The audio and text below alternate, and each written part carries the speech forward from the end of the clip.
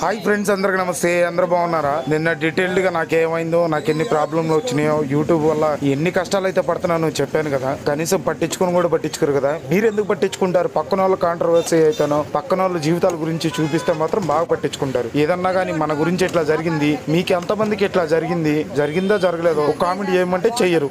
నాకేం జరిగిందో చెప్పానా? చెప్పలేదు కదా. ఇప్పుడు చెప్తున్నా ఏనండి. నన్ను చెన్నై రైల్వే స్టేషన్ లో నా తప్పు లేకపోయినా ఒక డిపార్ట్మెంట్ వాళ్ళు నన్ను కొట్టి మరీ నా ఫోన్ ఆగేసుకున్నారు. నేను అక్కడికి వీడియోల కోసం వెళ్ళా. సమ్ ప్రాబ్లం వల్ల వీడియోలు తీసుకోకుండా వచ్చా. నన్ను అట్లా కొట్టి లాక్కున్నారు. ఎంత కొట్టారంటే అంత కొట్టారు. నేను బిచ్చగాడిలాగా ఇంటికి వచ్చాను. సరే, ఎంత కొట్టినా కానీ బాధలేదు. నా ఫోన్ నాకు ఇవ్వమంటే ఇవ్వను కూడా ఇవ్వాల. కష్టపడి మరి నేను కొన్నా ఫ్రెండ్స్, 30,000 పెట్టి ఫోన్ ని. ఆ ఫోన్ కూడా నాకు ఇవ్వాల.